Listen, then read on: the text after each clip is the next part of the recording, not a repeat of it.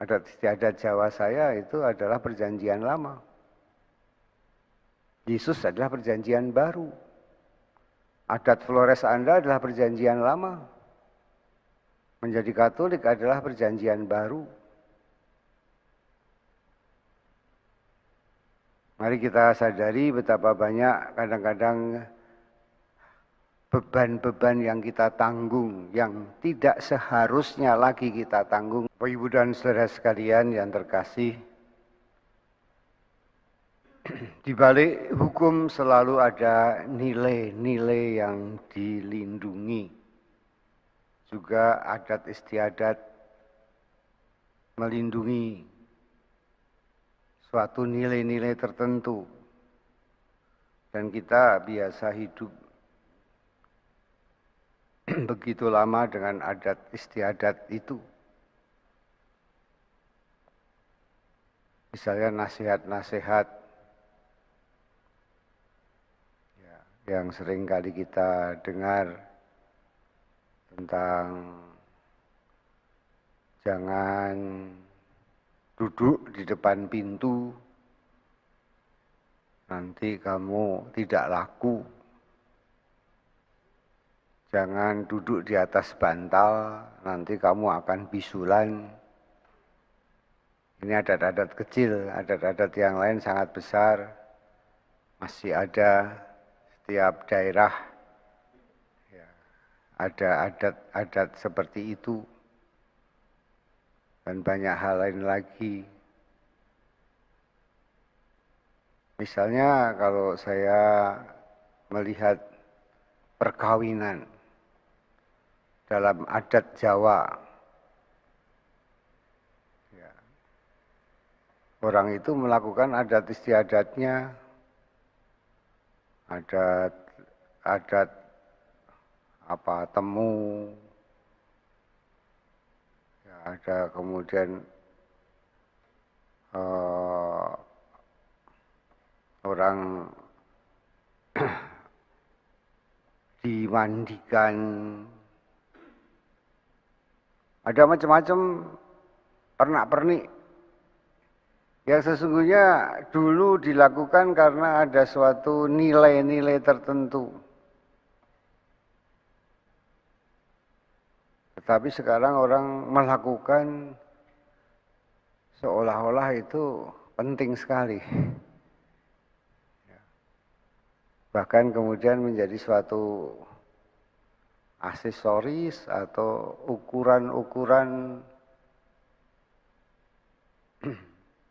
bahwa dia merasa selamat, merasa akan terjamin hidupnya dengan melakukan adat itu, padahal dia sendiri tidak tahu lagi artinya, tidak tahu lagi nilai di balik adat istiadat itu.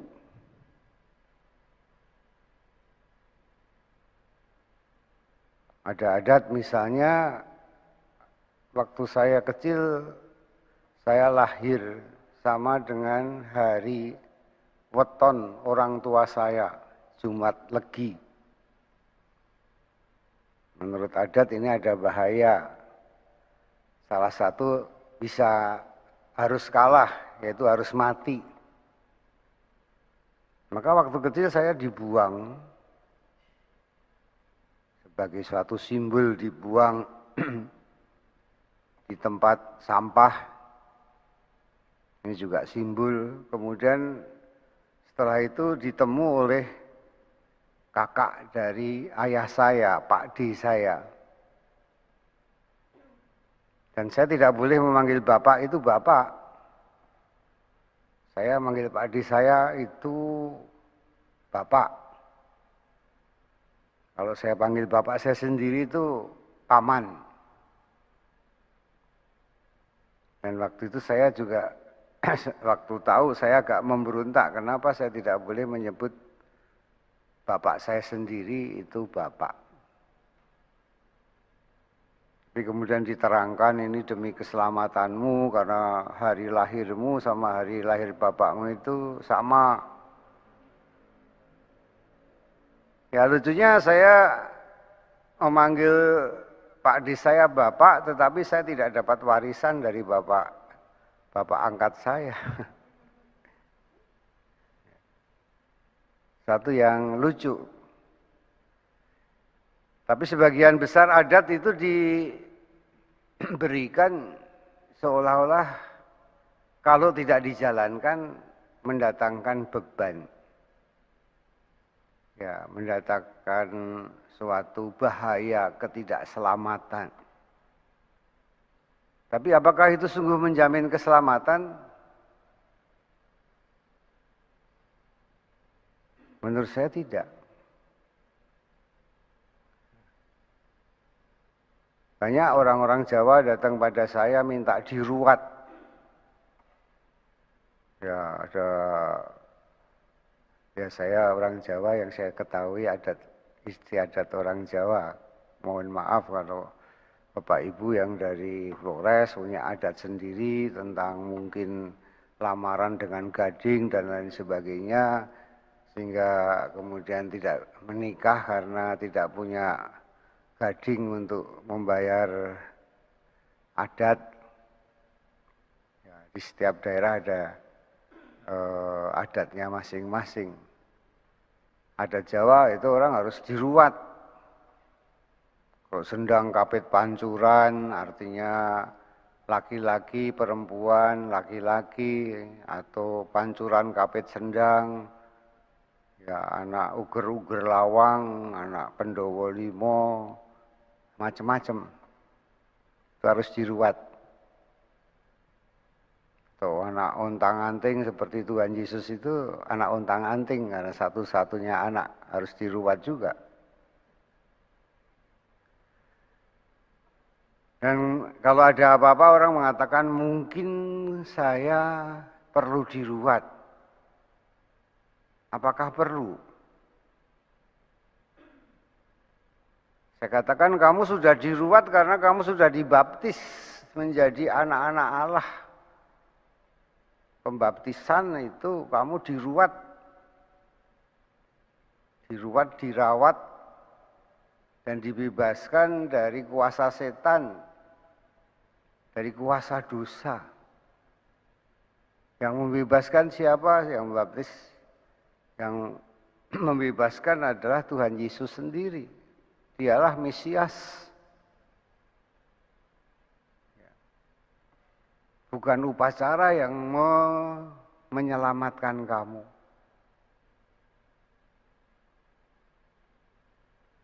Tapi jujurlah dengan diri sendiri. Adat ini karena sudah turun-temurun sangat lekat dengan diri kita lebih daripada hukum Tuhan.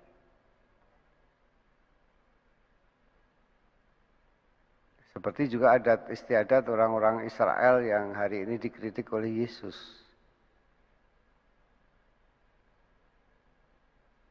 Ya, mau menikah misalnya mencari tanggal yang cocok. Supaya apa? Supaya selamat kalau nanti ada kesalahan, kejadian apa, oh ini karena dulu tanggalnya nggak boleh seharusnya. Waktu saya di Mangga Besar, saya heran gitu. Romo, nanti orang tua saya mati, tutup petinya jam sekian, dikuburnya masuk ke liang jam sekian. Saya bilang, kenapa ya? Adat kami, Romo. Jadi pastor diatur menurut adat istiadat orang Cina. Jam sekian masuk peti, kemudian jam sekian harus berangkat dari rumah. Itu semua ada hitungannya, ada feng shui-nya. Nah, kalau terjadi konflik antara adat dan hukum Allah, mana yang harus dimenangkan? Kebanyakan kita tidak melihat nilainya, tetapi kita melihat adat ini kalau tidak dilakukan akan membawa petaka, membawa ketakutan. Mana nilai, Yesus mengatakan, mana nilai yang harus dimenangkan antara apa yang dilakukan oleh manusia dengan apa yang dikehendaki Tuhan.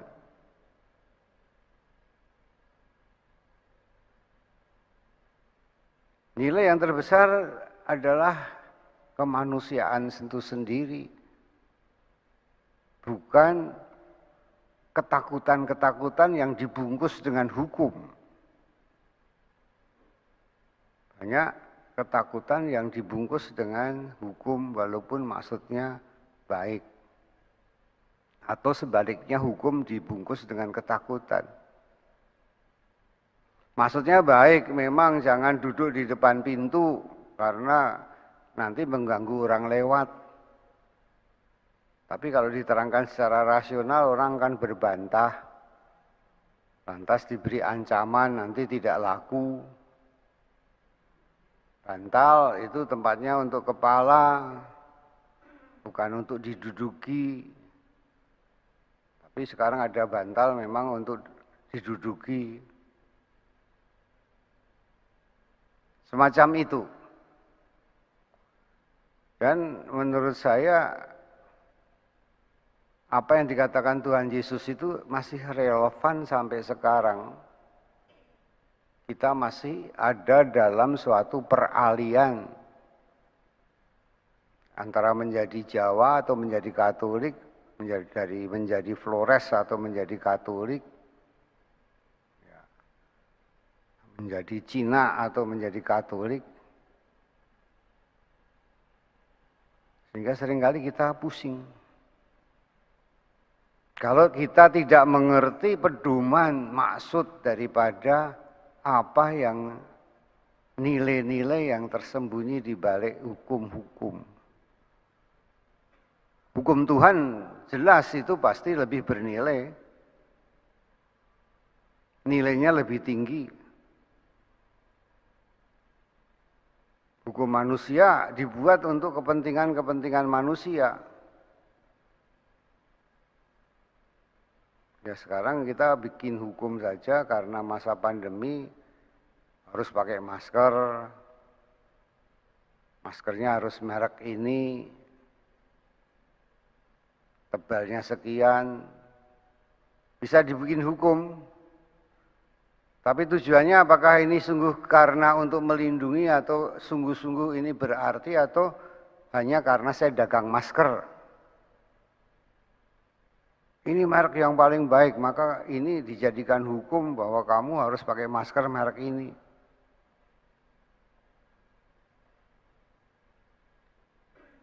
Nah, kaum legislatif, para anggota DPR seringkali membuat hukum demi kepentingan siapa?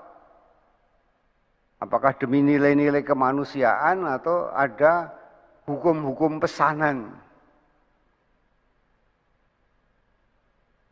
yang menguntungkan bukan orang yang dipentingkan keselamatan, kesejahteraan, tapi yang dipentingkan adalah penguasa atau pengusaha. Jujurlah, dengan hukum-hukum yang ada saat ini, kadang-kadang hukum dibuat demi kepentingan penguasa atau pengusaha. Demi kepentingan politik atau kepentingan dagang. Bahkan termasuk hukum-hukum agama. Fatwa haram halal misalnya, sampai ada kulkas halal, ada rice cooker halal. Demi siapa? Kepentingan siapa? Maka Bapak, Ibu, dan saudara sekalian, marilah kita sebagai anak-anak Allah melihat hukum Tuhan. Dan hukum Tuhan yang paling utama adalah mencintai Tuhan Allahmu dengan segenap budi, dengan segenap kekuatan, dengan segenap jiwa. Mencintai sesama seperti mencintai diri sendiri. Itulah yang paling utama. Dan cinta berarti sungguh-sungguh demi yang dicintai. Demi kemanusiaan. Demi kebaikan semua, bukan hanya kebaikan orang-orang tertentu, kelompok tertentu. Sehingga seringkali kita dengar hukum itu tumpul ke atas, tajam ke bawah. Karena itulah orang kemudian tidak diperlakukan sama di hadapan semua hukum. Tapi di hadapan Tuhan semua orang sama. Sama-sama bernilai, sama-sama dicintai. Mari kita bersama bersyukur karena kita sama di hadapan Tuhan. Kita sama bernilainya, berharganya, sama-sama kita dicintai oleh Tuhan. Dan janganlah kita hidup terus-menerus dengan adat istiadat yang kadang-kadang sudah tidak lagi diketahui nilainya. Saya kira adat istiadat yang bernilai ya memang baik. Tapi jangan lupa bahwa Yesus itu adalah kesempurnaan dan kegenapan. Perjanjian lama telah digenapi oleh Yesus dan telah disempurnakan oleh Yesus. Dan perjanjian lama itu adalah adat istiadat.